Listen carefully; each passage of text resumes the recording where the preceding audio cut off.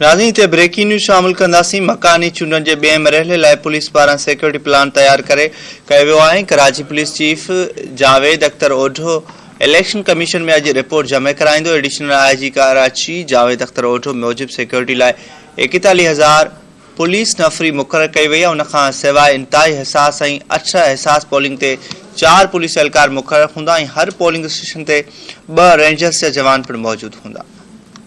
Update मालूम अवांखे breaking news ॾियूं पिया। मकानी चूंडनि जे ॿिएं मरहले लाइ पुलिस पारां सिक्योरिटी प्लान तैयार कयो वियो आहे। कराची पुलिस चीफ जावेद अख्तर ओढो इलेक्शन कमीशन अॼु रिपोर्ट जमा कराईंदो। एडिशनल IG कराची जावेद अख्तर ओढो मूजिब सिक्योरिटी लाइ 41,000 पुलिस नफ़री मुक़ररु कई वई आहे। उनखां सवाइ इंतिहाई हिसास ऐं 8 हिसास पोलिंगनि ते 4 पुलिस एहलकार मुक़ररु हूंदा। हर पोलिंग स्टेशन ते 2 रेंजर्स जा जवान पिणु मौजूदु हूंदा।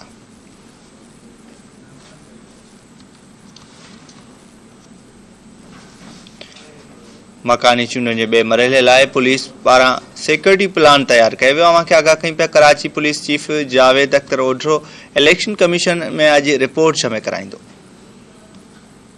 एडिशनल IG कराची जावेद अख्तर ओढो मूजिब सिक्योरिटी लाइ 41,000 पुलिस नफ़री मुक़ररु कई वई आहे। उनखां सवाइ इंतिहाई हिसास ऐं 8 हिसास पोलिंग ते 4 पुलिस एहलकार मुक़ररु हूंदा ऐं हर पोलिंग स्टेशन ते 2 रेंजर्स जा जवान पिणु मौजूदु हूंदा।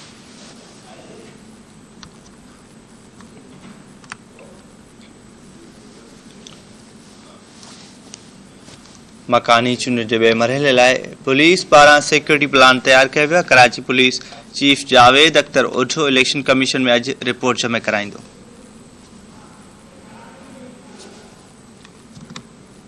एडिशनल IG कराची जावेद अख्तर ओढो मूजिब सिक्योरिटी लाइ 41,000 पुलिस नफ़री मुक़ररु कई वई आहे। उनखां सवाइ इंतिहाई हिसास ते 8 हिसास पोलिंग ते 4 पुलिस एहलकार मुक़ररु हूंदा ऐं हर पोलिंग स्टेशन ते 2 रेंजर्स जा जवान पिणु मौजूदु हूंदा।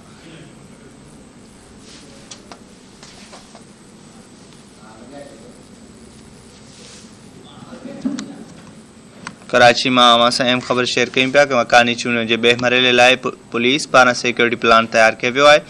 अवांखे ॿुधायूं पिया कराची पुलिस जावेद अख्तर ओढो इलेक्शन कमीशन में अॼु रिपोर्ट जमा कराईंदो। एडिशनल IG कराची जावेद अख्तर ओढो मूजिब सिक्योरिटी लाइ 41,000 पुलिस नफ़री मुक़ररु कई वई आहे। उनखां सवाइ इंतिहाई हिसास ऐं 8 हिसास पोलिंगनि ते 4 पुलिस एहलकार मुक़ररु हूंदा। हर पोलिंग स्टेशन ते 2 रेंजर्स जा जवान पिणु मुक़ररु हूंदा।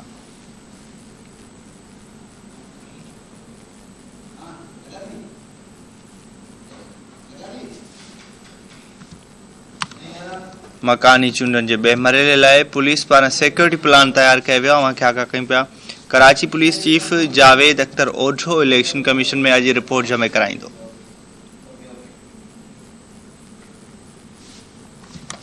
एडिशनल IG कराची जावेद आलम ओढो मूजिब सिक्योरिटी लाइ 41,000 पुलिस नफ़री मुक़ररु कई वई आहे। उनखां सवाइ इंतिहाई हिसास ते 8 हिसास पोलिंगनि ते 4 पुलिस एहलकार मुक़ररु हूंदा।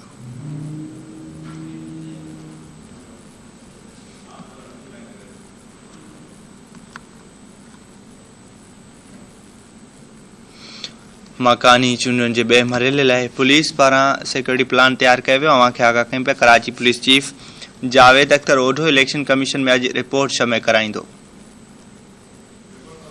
अपडेट मालूम कंदासीं। कराची जो ब्यूरो चीफ अब्दुल्ला सोलंकी असां सां टेलीफोन लाइन ते मौजूद आहे। अब्दुल्ला, आगाह कजो मकानी चूंडनि जे ॿिएं मरहले लाइ पुलिस पारां सिक्योरिटी प्लान तैयार कयो वियो आहे।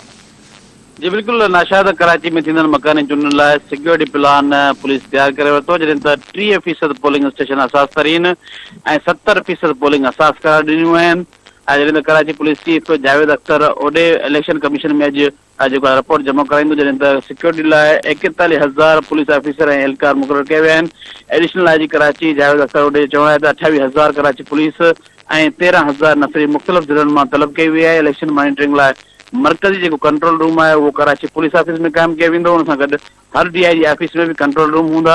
इंतिहाई हिसास ते 8 हिसास पोलिंग ते 4 पुलिस एहलकार मुक़ररु कया वेंदा। हर पोलिंग स्टेशन ते 2 रेंजर्स जा एहलकार बि शामिल हूंदा। उन सां गॾो गॾु पोलिंग स्टेशन ते 1,000 प्राइवेट सिक्योरिटी एहलकार बि हूंदा। हिन जेके नफ़री में anti corruption, excise, anti encroachment ऐं PQR जा एहलकार बि जेको आहे ड्यूटी कंदा, जॾहिं त election commission J code of conduct ते अमल करायो वेंदो। कराची पुलिस चीफ जो चवणु आहे त केतिरनि ई तकनि ते मुखालफ़नि जो जहिड़ो ख़दशो आहे उते जहिड़ा थी सघनि था, तंहिं करे हर पोलिंग स्टेशन ते CCTV कैमराऊं पिणु लॻायूं वियूं आहिनि। जी ठीकु आहे, वॾी महिरबानी अब्दुल्ला सोलंकी तफ़सील ॾिना।